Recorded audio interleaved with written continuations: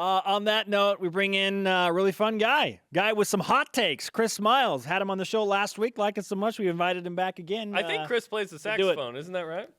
No.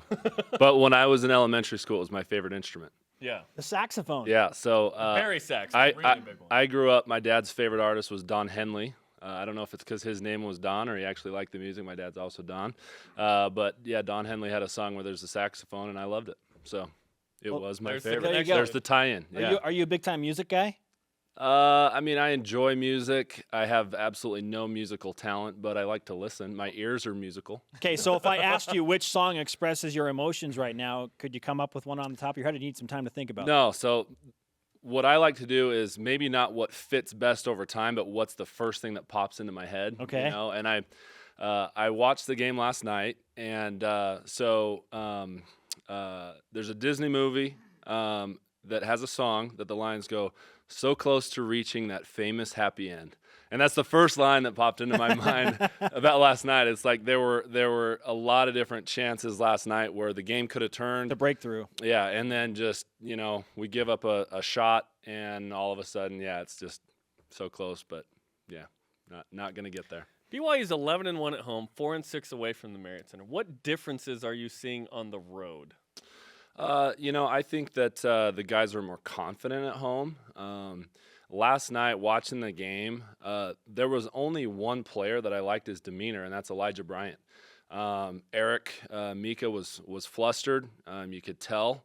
And I think most of the players, I liked TJ's intensity the whole game, but your demeanor changes everything. I'm going to give you a story because I love stories. We're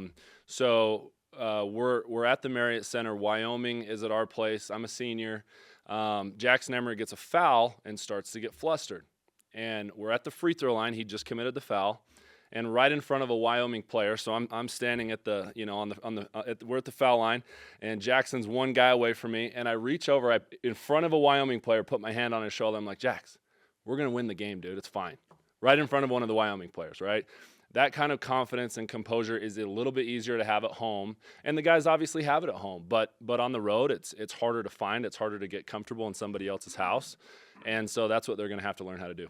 Do you think those kinds of moments are happening with this team? Because they're a little young, so I think they're looking around at each other like, okay, who are the leaders of this team, and who are the ones that can call out each other in a positive way? Yeah.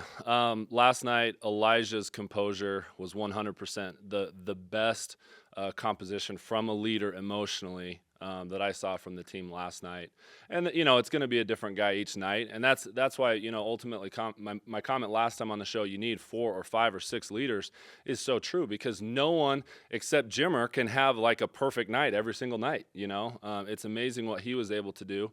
But right now, BYU is not creating an atmosphere defensively to let them have that kind of offensive play. And what I mean by that is, so my first impressions from watching the game last night was these guys are expending 70% of their energy on defense, right? And so when they get down to the offensive side of the floor, they're fatigued, they're tired. And guess what's really hard to do? It's hard to get to the proper position. You might have to run an extra 10 or 20 feet.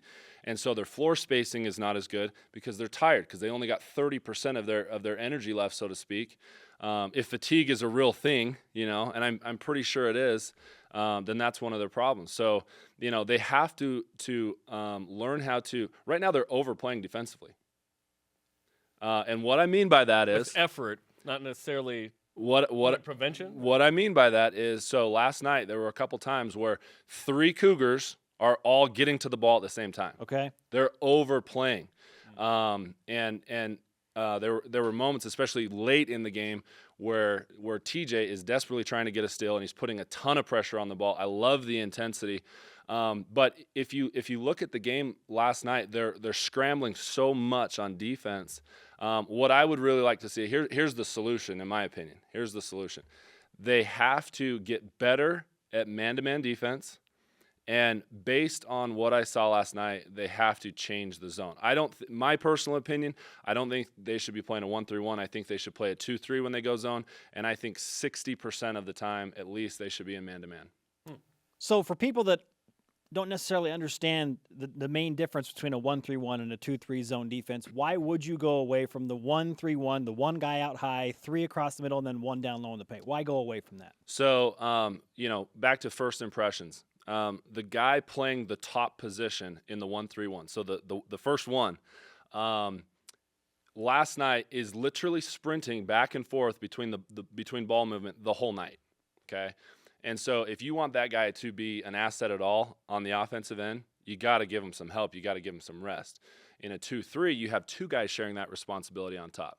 The difference is in a 1-3-1, you've always got Mika under the rim. For the most part, he's always going to be under the rim. In a 2-3, there's going to be times where he has to get all the way out to the three-point line until a guard can recover, and then he can come back under the rim. But it's a temporary leave, and someone can fill that spot temporarily. They're playing too much front side, which is difficult for me to watch because I was always a top side guy, meaning I never fully fronted the guy that I was playing against. Sure. I made it very difficult for him to catch the ball in the position that he wanted, and then once he caught it, I was behind him, but he was 5 feet from where he wanted to be, and that's what I'd like to see a lot more. Chris, what do you expect from BYU tomorrow night against LMU, where BYU has played really well? Well, I guess the question is, what adjustments do they make? I mean, the thing is LMU is going to have they're going to have film from last night's game. That's going to be their most important film for game prep. What was this team that we're going up against like? What were they like the most recent game? Because that's your best depiction of who they're going to be. Now they're going to make adjustments for sure, but if you there was a shot that was taken last night, and BYU's on defense, and it was a truly contested shot.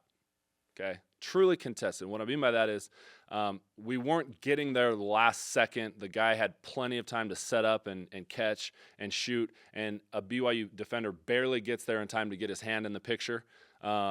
We actually were a defensive presence from the time of the catch. That's when it's good defense. So we're scrambling. We're getting there last second just to kind of last second contest. That's not a true contest, which is why they made so many three-pointers last night. But there was one possession in particular where we get there early and truly contest it, and the guy misses by 2 feet to the left, right? That's what you want to see. You don't have to block every shot, but you have to truly contest. And just getting there last second to get your hand in the photo is not a true contest in my opinion, because you have to get there early enough to where you're altering the shot, and just getting there last second, it's not enough. That's just getting there in time for him to smile on your face or give you a high five last second after he makes a shot in your face. It's too late. Chris, great stuff, man. We appreciate you coming back again. I am fascinated to see what adjustments the coaches make and how BYU tries to respond at home. Thanks for coming in, man.